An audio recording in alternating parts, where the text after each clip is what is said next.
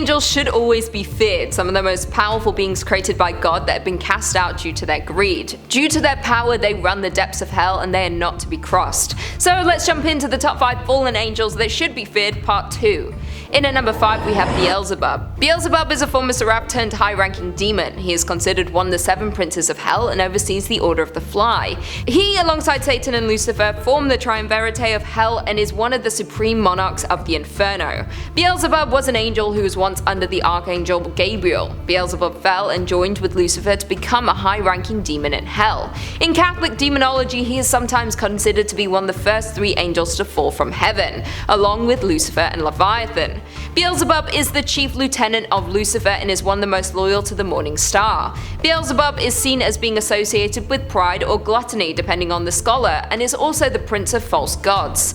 Flies play a large focus in imagery detailing him, and the malignant spirit can even take the form of flies according to some. Down through history, Beelzebub has been held responsible for many cases of demonic possession. He was also shown to be sowing his influence in Salem, Massachusetts. His name came up repeatedly during the Salem witch trials, the last large-scale public expression of witch hysteria in either North America or Europe. In at number 4 we have Iblis. Iblis, formerly known as Azazel, is a fallen angel turned high-ranking demon and king of hell. Iblis rules over the demons known as the Jinn, where his court is held within the city of Jinnistan. His exact rank in the demonic hierarchy is not known, but he reports directly to both Lucifer and Satan. The Lord of the Jinn is arguably one of the most loyal demons serving under the morning star. After his fall from the heavens, Iblis's body is composed entirely of molten magma, or brimstone, that varies between forms. His original form was a giant swirling ball of flames. After being released, Iblis's form grew tremendously and sprouted 4 arms with an armored head of molten rock. Iblis was an angelic jinn created by God out of Ril.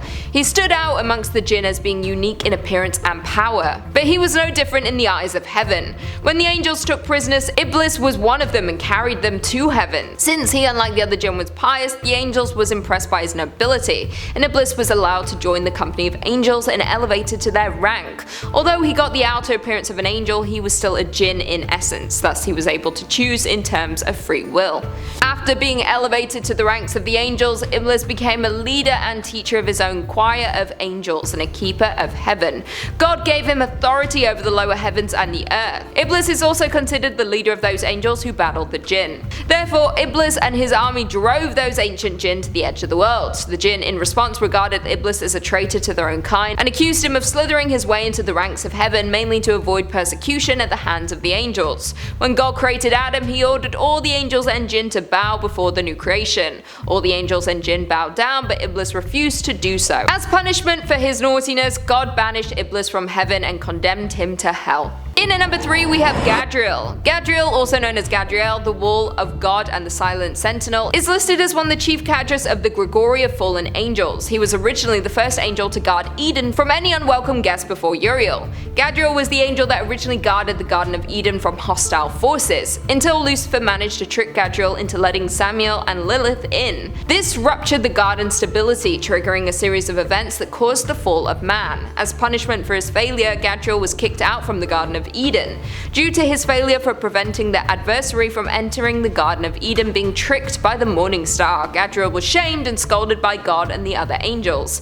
In an attempt to rectify his mistakes, Gadreel pleaded with God to bestow upon him a new position as recompense for his previously failed duty. God accepted and moved Gadreel to the Watchers, tasked with observing and guarding mankind alongside 200 other Watcher angels. Unfortunately, Gadreel failed that as well, as he was among the Watchers that joined the others in descending unto earth to teach men forbidden knowledge and fornicate with their daughters. Gadreel had no choice in the matter either, as the Watchers all took on an oath that bound them together, meaning that if one of them commits a sin, they will all be a part of it.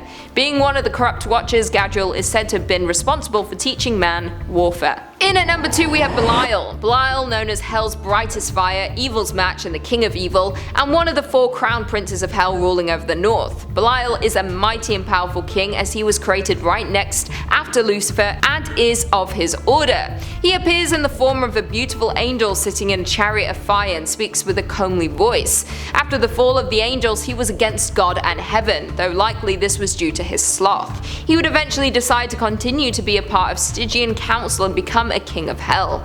He bestows excellent familiars and governs 80 legions of spirits. Whoever summons him must have offerings of gifts or sacrifices, or he will not give true answers to their demands, but even then will not spend more than 1 hour on the truth unless constrained by divine power or his seal, to be worn as a lament by the person who summons him. In the martyrdom of Isaiah, Belial is a demon of lawlessness and the ruler of this world. Belial is also the patron of secrets, domination, and seduction. He is a profane being, reveling in the pleasures and pains of the flesh. Belial was one of the many great angels that joined Lucifer's crusade against the Most High and the tyranny of heaven. Being of Lucifer's order, Belial was a very powerful and respected angel, and as a result was a formidable force during the war in heaven. He was soon defeated and cast out alongside Lucifer and other fallen angels into the abyss, which then became hell. And finally, in at number 1 we have Lilith. Lilith was supposed to be the first wife of Adam. She left the Garden of Eden and became the mother of demons and the supreme empress of hell. She was created by God to be wife of Adam and the mother of humanity. However, she was led astray and was banished. She was originally a storm demon known as Lilith in ancient Mesopotamian myth around 3000 BC, and she was thought to have been the cause of disease, illness, and death. Lilith is an impeccably beautiful woman, described as the walking definition of feminine beauty alongside Eve herself. In contrast to Eve, who has ginger hair, Lilith originally had platinum blonde hair, fair skin, bright blue eyes. She was also shown to be rather taller than Eve, standing roughly around 6 feet and 3 inches in height. After being driven out of the Garden of Eden, Lilith's hair darkened considerably, having a blackish red coloration with her skin having a light brown pigmentation. Her eyes, which were once sky blue, became a dark yellow. Her hair is also described as being the nighttime sky carefully woven on her head, which is a nod to her shapeshifting into an owl, a nocturnal animal, and her eventually becoming a demon of the night. After becoming the Empress of Hell, Lilith was clothed in only the finest noble attire, which possessed a consistent gothic theme to it, yet demonic in nature. The clothing in question would be at times thin and revealing fabric, usually black or dark royal purple. She grew large curved horns somewhat resembling branched antlers, which had several golden rings clamped around them, and was adorned with jewelry that was rare on Earth and only found in the underworld.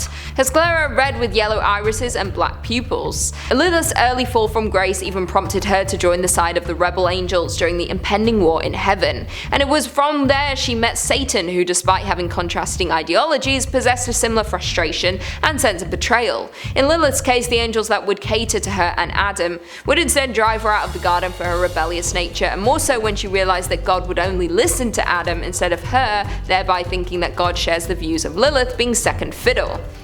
After her banishment from heaven and eloping with Satan, Lilith became quite deceptive, cunning, and calculating, to where she even managed to manipulate her sister Eve into finding answers from the Tree of Knowledge to initiate the fall of man. Her treatment and abandonment in heaven made her grow spiteful and vengeful towards the divine, which resulted in her creating the first monsters on Earth that would terrorize the children of Adam and Eve for centuries to come, and her demonic children would drive mankind down into a spiral of chaos, corruption, and sin, turning them away from the light of God.